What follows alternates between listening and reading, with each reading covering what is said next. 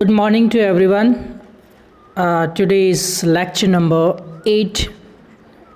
आज हम lecture number 8 पढ़ने वाले हैं। तो अभी तक हमने जो पढ़ा है वो मटेरियल आपको अच्छी तरह से ना नीने वाला नियम बहुत ही अच्छे से क्लियर होना चाहिए। अब हम सीखेंगे आज की क्लास में जो हैं वो हम सीखेंगे गेट के नियम। गेट के कुल 4 नियम होते हैं, जिसमें से इस लेक्चर के अंदर हम 2 नियम लेंगे, 2 रूल्स ऑफ गेट।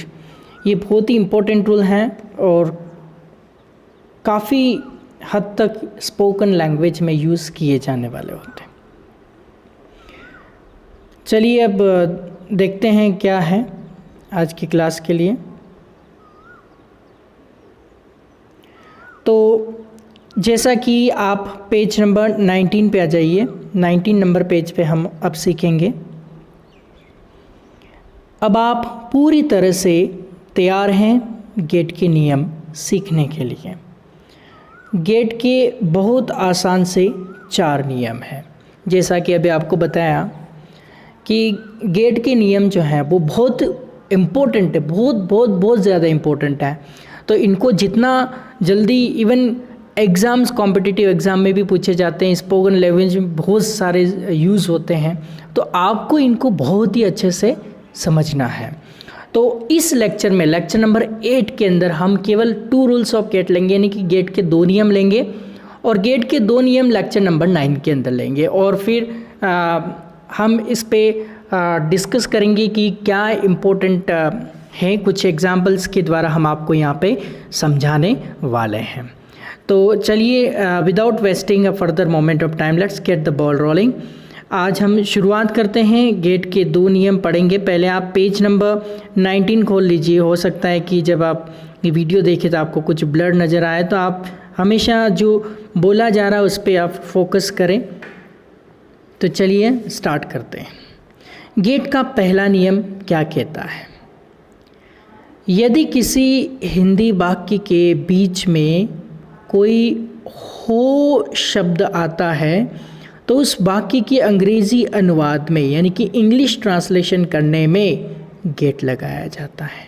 बहुत ही इम्पोर्टेंट नियम है ये कि यदि किसी हिंदी वाक्य के बीच में कोई हो शब्द आता है तो उस वाक्य की जब हम इंग्लिश ट्रांसलेशन करेंगे, इंग्लिश में अनुवाद करेंगे, तो उसमें हम गेट लगाएंगे। ये बहुत ही इम्पोर्टेंट बात है कि गेट का पहला नियम आपको याद रखना है कि किसी भी हिंदी शब्द के बीच में, हिंदी वाक्य के बीच में हो शब्द हिंदी का आता है तो हम उसके लिए इंग्लिश में गेट लगाते हैं। फिर से बार बार इसको रिपीट कर लीजिए, हमेशा के लिए इसको माइंड में सेव कर लीजिए कि यदि किसी हिंदी वाक्य के बीच में कोई हो शब्द आता है तो उस वाक्य में अंग्रेज़ी बनाते समय हम गेट लगा देंगे। फिर से देखिए, आइए कुछ एग्जाम्पल यहाँ पे बताए हुए हैं। ये जो लैंग्वेज आपकी एज ए कम्युनिकेशन, जब आप इस लैंग्वेज को पढ़ोगे तो आपको ऐसा लगेगा मैं आपसे बात कर रहा हूँ। इसी तरह से मैंने इस लैंग्वेज को बुक में डाला है कि आप खुद पढ़ेंगे तो आपको ऐसा लगेगा कि हम दोनों इंटरेक्शन कर रहे हैं। तो इसीलिए आप ये लैंग्वेज बहुत ही सिंपल लैंग्वेज यूज़ करने की कोशिश की है। फिर भी आपको नहीं समझ में आता, आप इस लेक्चर की मदद ले सकते हैं। वैसे तो 100% आपको पढ़ने से समझ में आ जाए बुक में, और नहीं भी आए तो आप इस लेक्चर की मदद ले सकते हैं क्योंकि बुक की लैंग्वेज बहुत ही सिंपल रखी हुई है। चलिए आइए क्या है, अब आइए कुछ एग्जाम्पल की सहायता से इस नियम को समझते हैं। अब ये जो नियम है, ये नियम क्या कह रहा है? ये नियम यह कह रहा है कि कोई भी हिंदी का सेंटेंस होगा, उसके बीच में हो शब्द हिंदी का लिखा होगा तो हमें आँख बंद करके अंग्रेज़ी में गेट लगा देना है। यानी कि जब आप बिना आँख बंद करने का मतलब ये है कि फुल कॉन्फिडेंस के साथ, ठीक है। जैसे यहाँ पे एक एग्जांपल देखो, यहाँ पे बोल्ड करके लिख रखा है, तुम कल कहाँ जाओगे। मिला आपको? आप चलते जाइए, साथ में जैसे बताया जा रहा है उसको फॉलो करते जाइए। तुम कल कहाँ जाओगे। अब इस सेंटेंस को देखो, क्या इस हिंदी वाक्य के बीच में कोई हो शब्द आया है? जैसे एक सेंटेंस है, तुम कल कहाँ जाओगे। क्या इस हिंदी वाक्य के बीच में कोई हो शब्द आया है? नहीं आया है। तो अंग्रेज़ी जब बनाएंगे तो हम गेट नहीं लगाएंगे। नेक्स्ट एग्जाम्पल, पहले एग्जाम्पल हमने लिया है, अब एग्जाम्पल भी लर्न कर लीजिए। एग्जाम्पल एक, तुम कल कहाँ जाओगे। इसमें हो शब्द आ ही नहीं रहा है बीच में, तो हम गेट नहीं लगा सकते हैं, हम गेट नहीं लगा सकते हैं। दूसरा एग्जाम्पल देखते हैं, तुम कहाँ जा रहे हो। देखिए इस एग्जाम्पल को, तुम कहाँ जा रहे हो। क्या इस वाक्य के बीच में कहीं हो शब्द आया है? हाँ, हो शब्द आया तो है, लेकिन लास्ट में आया है, अंत में आया है, बीच में नहीं आया है। हमारा रूल क्या कहता है? हमारा रूल ये कहता है कि जब भी कोई हिंदी का सेंटेंस होगा उसमें हो शब्द बीच में होगा, तभी हम अंग्रेज़ी में उसके लिए गेट लगाएंगे। यानी कि नियम काम नहीं कर रहा है। हमारे नियम कब काम करेगा? जब हो शब्द कहाँ होना चाहिए? बीच में है। जैसे पहला एग्जाम्पल आपने लिया था, तुम कल कहाँ जाओगे, तो इसमें तो हो शब्द है ही नहीं।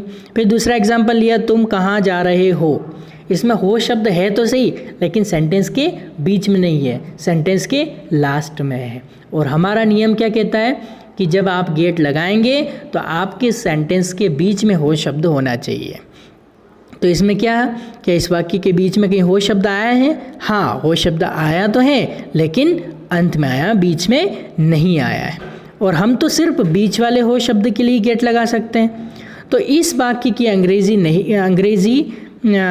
में गेट नहीं लगाएंगे।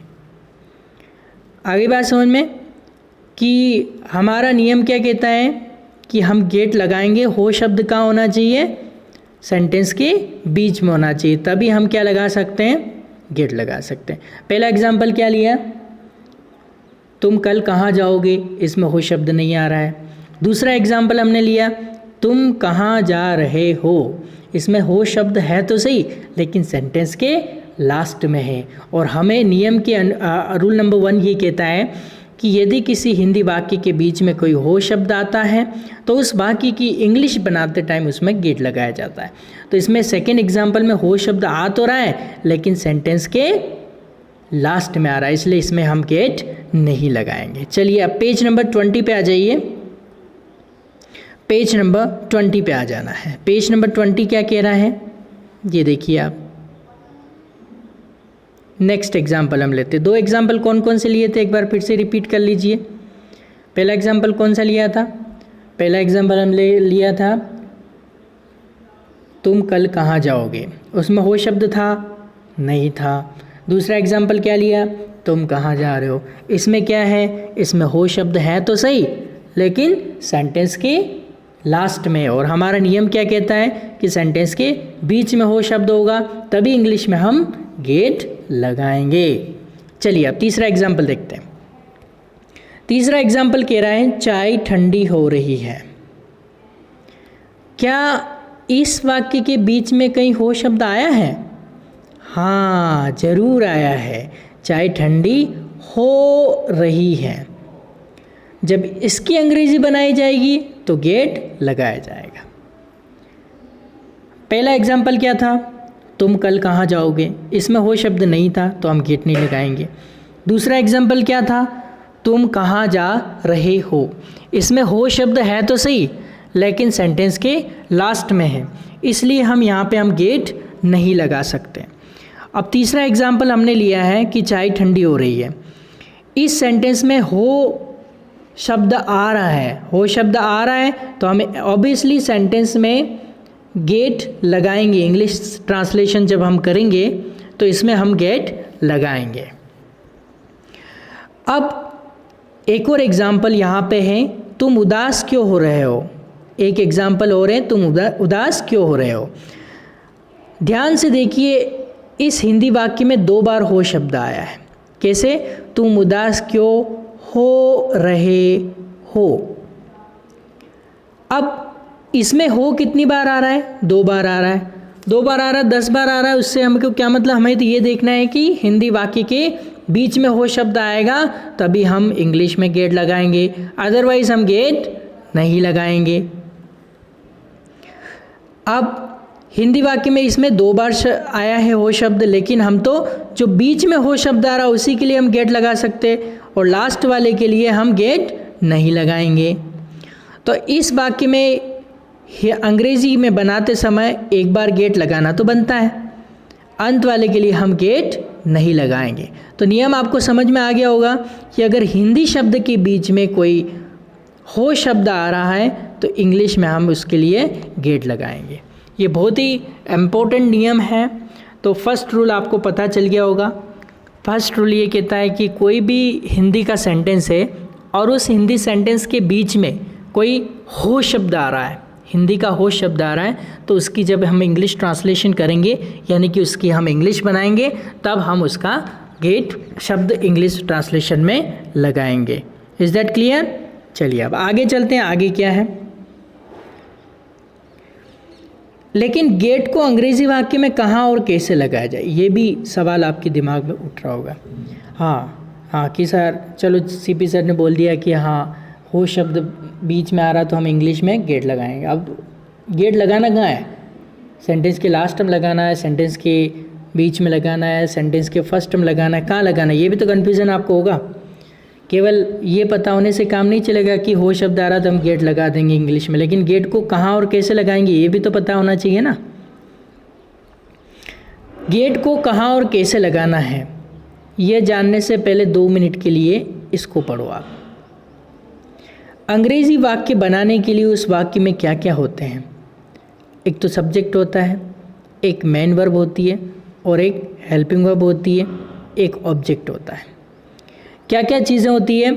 सब्जेक्ट होता है, आपको पहले की क्लास उसमें बता चुके हैं कि सब्जेक्ट कैसे निकालते हैं, क्या होता है। मेन वर्ब कौन सी होती है? 5 टाइप्स की हो। हेल्पिंग वर्ब वो 2 टाइप्स वाली, प्राइमरी हेल्पिंग वर्ब और मॉडल्स। और ऑब्जेक्ट यानी कि इनके अलावा जो बचा हुआ शेष होता है वो हम ऑब्जेक्ट के अंदर इंक्लूड करते हैं। तो यहाँ पे आपको देखना है कि गेट की फॉर्म्स कौन कौन सी है।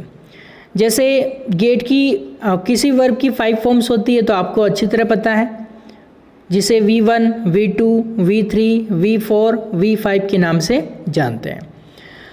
अब यहाँ पे ध्यान देने जो बात ये है कि जब हम गेट शब्द लगा रहे हैं हो के लिए, तो गेट का मतलब होता, होती, होते, गोट मतलब हुआ, फिर गोट मतलब हो चुका, हो चुकी, हो चुके, गेटिंग मतलब हो रहा, रही, रहे, और टू गेट मतलब होना। टू आ रहा है मतलब ना शब्द लगाना है, और गेट मतलब हो, तो होना, टू गेट, टू गेट होना। नानी ने का नियम भी आपने पढ़ा है कि जब टू आता है तो हम ना, नी, ने इनमें से कुछ लगाते हैं, और हो को इंग्लिश में क्या कहते हैं? गेट कहते हैं। अभी आपने पढ़ा get, got, got, getting, to get. ये आपको याद रखना है। 5 फॉर्म्स होती हैं, गेट, गॉट, गॉट, गेटिंग और टू गेट। आपको याद होगा कि आपने पूछा था कि गेट को अंग्रेजी वाक्य में कहाँ और कैसे लगाया जाता है, तो इसका जवाब जानने के लिए गेट का दूसरा नियम जानना पड़ेगा। अब गेट का दूसरा नियम क्या कहता है? गेट का नियम पहला तो ये कह रहा था आपको कि कोई भी हो शब्द बीच में आता है तो उसके लिए हम अंग्रेजी में गेट लगाते हैं। अब गेट को कहाँ और कैसे लगाना है, इसके लिए रूल नंबर 2 आप पढ़ेंगे। रूल नंबर 2 क्या कह रहा है? रूल नंबर 2 ये कह रहा है कि गेट को अंग्रेजी वाक्य में मेन वर्ब यानी वी के स्थान पे लगाना है और उसकी मेन वर्ब की फॉर्म के अनुसार लगाना है। अब मान लो वर्ब की फर्स्ट फॉर्म की ज़रूरत है तो गेट लगाना है, वर्ब की सेकंड फॉर्म की ज़रूरत है तो गॉट लगाना है, V3 यानी वर्ब की थर्ड फॉर्म की ज़रूरत है तो गोट लगाना है, V4 यानी ING वाली गेटिंग की ज़रूरत है तो वो लगाना है, टू गेट की ज़रूरत है V5 की तो वो लगाना है। यानी अंग्रेज़ी वाक्य में गेट को कहाँ लगाना है?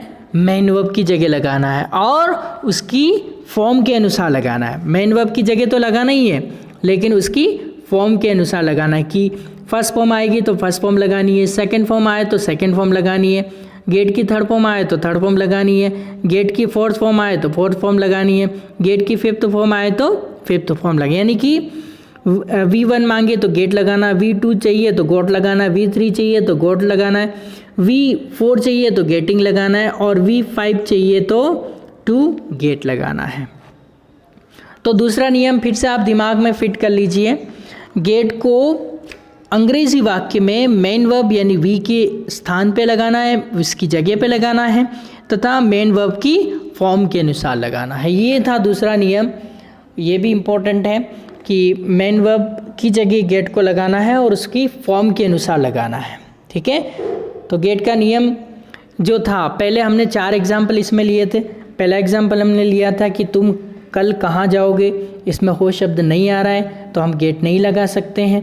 दूसरा नियम हमने पढ़ा कि तुम कहाँ जा रहे हो, इसमें हो शब्द आ तो रहा है लेकिन सेंटेंस के पीछे आ रहा है, तो हमारा रूल नंबर 1 क्या कहता है कि यदि किसी हिंदी वाक्य के बीच में कोई हो शब्द आता है तो उस वाक्य की अंग्रेजी अनुवाद में गेट लगाया जाता है। फिर हमने नियम नंबर 3 पढ़ा था, चाय ठंडी हो रही है तो इसमें हो शब्द कहाँ आ रहा है, बीच में आ रहा है, तो इसके लिए हम गेट लगाएंगे। तुम उदास क्यों हो रहे हो, इसमें हो 2 बार आ रहा है, एक तो तुम उदास क्यों हो रहे हो, तो जो बीच में हो आ रहा है उसी के लिए गेट लगाएंगे, लास्ट वाले के लिए हम नहीं लगाएंगे। अब गेट का दूसरा नियम क्या था, गेट को अंग्रेजी वाक्य में मेन वर्ब यानी वी के स्थान पे लगाना है और मेन वर्ब की फॉर्म के अनुसार लगाना है।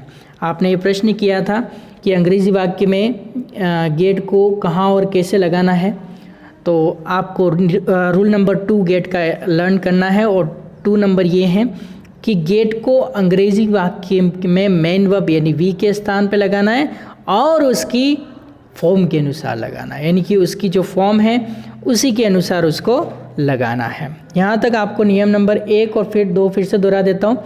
नियम नंबर 1 ही, यदि किसी हिंदी वाक्य के बीच में कोई हो शब्द आता है तो उस वाक्य के अंग्रेजी अनुवाद में गेट लगाया जाता है। और नियम नंबर 2 कह रहा है कि गेट को अंग्रेजी वाक्य में मेन वर्ब यानी वी के स्थान पर लगाया जाता है और मेन वर्ब यानी उसकी फॉर्म के अनुसार लगाया जाता है। Is that clear? चलिए अब आगे चलते हैं। आइए कुछ एग्जाम्पल देखते हैं। अभी तक तो हमने ये सीखा है कि हो शब्द आ रहा है बीच में या नहीं आ रहा है। अब हम यहाँ पे ये सीखेंगे कि कुछ एग्जाम्पल लेकर हम सीखने वाले हैं। आइए कुछ एग्जाम्पल से हम बहुत अच्छी तरह से इसको सीख लेते हैं। कुछ एग्जाम्पल देखते हैं जिससे आपको ये नियम और भी अच्छी तरह से समझ में आएगा। पहला एग्जाम्पल, हम रोज़ लेट हो जाते हैं। अब इस सेंटेंस को हमें ध्यान से देखना होगा। हिंदी वाक्य के बीच में हो शब्द आया है जी, हम रोज़ लेट हो जाते हैं, तो जब अंग्रेजी बनाई जाएगी तो गेट लगाया जाएगा। मैं आपसे वादा करता हूँ कि आपको पूरी इंग्लिश में एक भी सूत्र नहीं बताऊँगा। अभी फ़िलहाल आपको सिर्फ गेट के नियमों पर ध्यान देना है। यह बहुत आसान है और बहुत ही इम्पोर्टेंट भी है। जैसे एक एग्ज़ाम्पल है, हम रोज़ लेट हो जाते हैं। इस सेंटेंस को आप देखो, हम रोज़ लेट हो जाते हैं। अब ये टेंस है तो वी गेट लेट डेली, ये हो शब्द बीच में आया तो यहाँ पे गेट लगा दी।